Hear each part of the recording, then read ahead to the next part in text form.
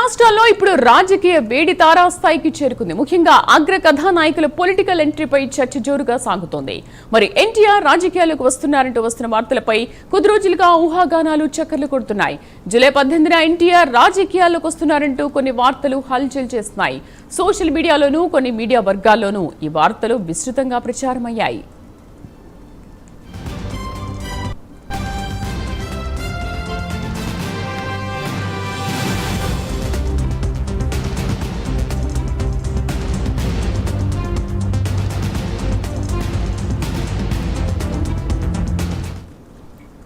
Junior NTR రాజకీయ ప్రవేశ వార్తలపై స్పష్టతనిస్తూ ఎన్టీఆర్ అభిమానుల సంఘం ఒక అధికారిక లేఖను విడుదల చేసింది.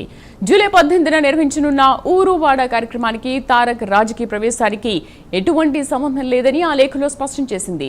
ఈ ఊరువాడ కార్యక్రమం కేవలం ఒక సామాజిక సేవా కార్యక్రమం మాత్రమేనని, దీనికి రాజకీయ రంగు పొలవద్దని అభిమాన సంఘం విజ్ఞప్తి చేసింది. నిజానికి కార్యక్రమానికి సంబంధించిన ప్రణాళికలు చాలా కాలం క్రితమే రూపొందించబడ్డాయి. కానీ దీన్ని రాజకీయాలతో ముడిపెట్టి ప్రచారించడం సరికాదని సంఘం అభిప్రాయపడింది. ఇటువంటి అసత్య ప్రచారాలను నమ్మొద్దని, వాటిని ప్రచారం చేయొద్దని మీడియా సంస్థలు, సోషల్ మీడియా పేజీలకు కూడా ప్రత్యేకంగా విజ్ఞప్తి చేసింది. ఇటువంటి తప్పుడు వార్తల వల్ల అభిమానులు అనవసరంగా అయోమయానికి గురవుతున్నారని లేఖలో స్పష్టం చేసింది.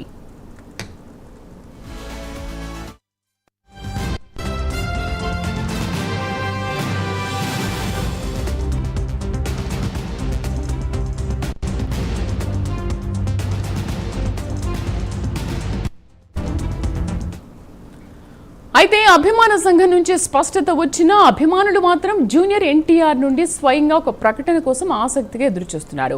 ఎన్టీఆర్ స్వయంగా స్పందిస్తే ఊహాగానాలకు పూర్తిగా తెరపడుతుందని వారు భావిస్తున్నారు. మరోవైపు తమిళనాడు రాజకీయాల్లో సి జోసెఫ్ విజయ్ ముఖ్యమంత్రిగా ఘన విజయం సాధించిన తర్వాత పలువురు సినీ నటులు రాజకీయ రంగ ప్రవేశంపై ఆసక్తి చూపుతున్నారనే వార్తలు బలపడ్డాయి. ఈ నేపథ్యంలో ప్రముఖ నటుడు అల్లు అర్జున్ కూడా రాజకీయాలకు వస్తున్నారంటూ ఇటీవల విస్తృతంగా ప్రచారం జరిగింది. అంతేకాదు అల్లు అర్జున్ రాజకీయ వ్యూహకర్త ప్రశాంత్ కిషోర్ ను కూడా కలిశారని కొన్ని కథనాలు సైతం వెలువడ్డాయి. అయితే ఈ వార్తలపై అల్లు అర్జున్ బృందం తీవ్రంగా స్పందించింది. ఇవి పూర్తిగా నిరాధారమైన వార్తలని, వీటిలో ఎటువంటి నిజం లేదని స్పష్టం చేసింది.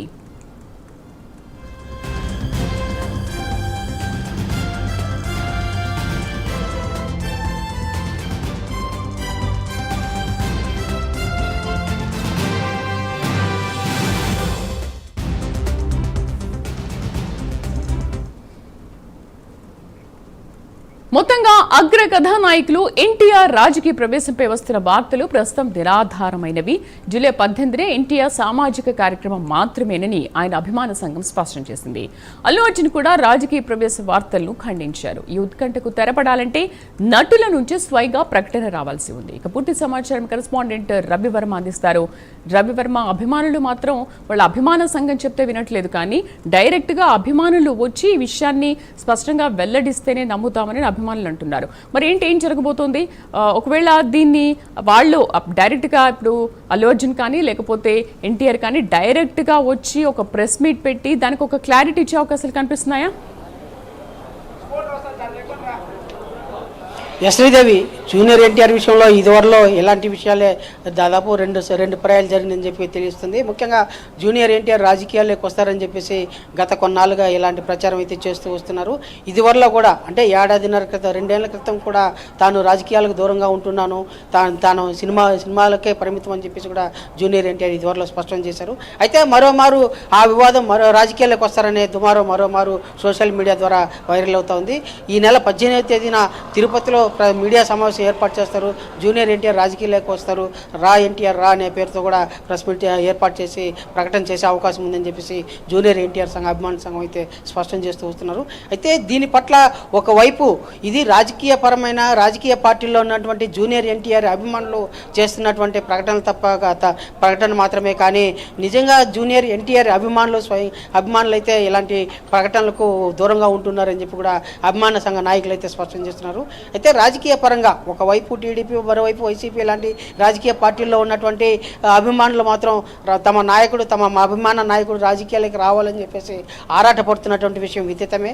అయితే ఇలాంటి ప్రకటనలకు అన్నిటికీ కూడా దూరంగా ఉంటూ కేవలం సినిమాలకే పరిమితము, ప్రస్తుతం సినిమానే ధ్యేయం అనే విధంగా కూడా జూనియర్ ఎన్టీఆర్ గత 2.5 సంవత్సరాల క్రితం కూడా ప్రకటన చేసిన విషయం విదితమే. అయితే మరోమారు ఇలాంటి వివాదమే తెరపైకి వచ్చిందని చెప్పి కూడా తెలుస్తా ఉంది.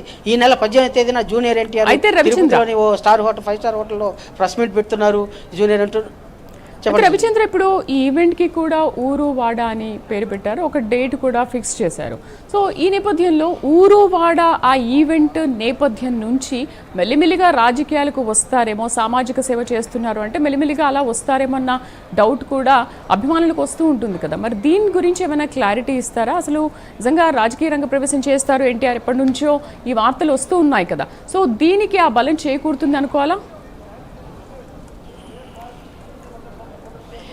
శ్రీదేవి వాళ్ళ అభిమాన సంఘాల నాయకులు ఊరువాడ పేరుతో పలు అనేక రకాల స్వచ్ఛంద సేవా కార్యక్రమాలు నిర్వహిస్తూ వస్తున్నారు. ఇవాళ చిరంజీవి కూడా బ్లడ్ బ్యాంకు సేవా కార్యక్రమం నిర్వహిస్తూ వస్తున్నారు.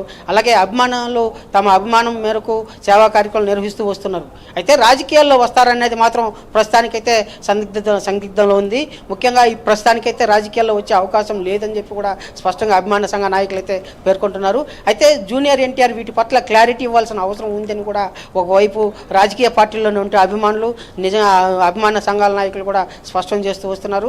అయితే దీనికి సంబంధించి భవిష్యత్తులో రాజకీయాల్లోకి వచ్చే అవకాశం ఉన్నా కూడా ఇప్పటికిప్పుడైతే రాజకీయాల్లోకి వచ్చే అవకాశం లేదని చెప్పి కూడా స్పష్టంగా అభిమాన సంఘాలు, జూనియర్ ఎన్టీఆర్ అసోసియేషన్ నాయకులు, జూనియర్ ఎన్టీఆర్ అభిమాన సంఘ నాయకులు, రాష్ట్ర స్థాయి నాయకులందరూ కూడా స్పష్టం చేస్తున్నారు.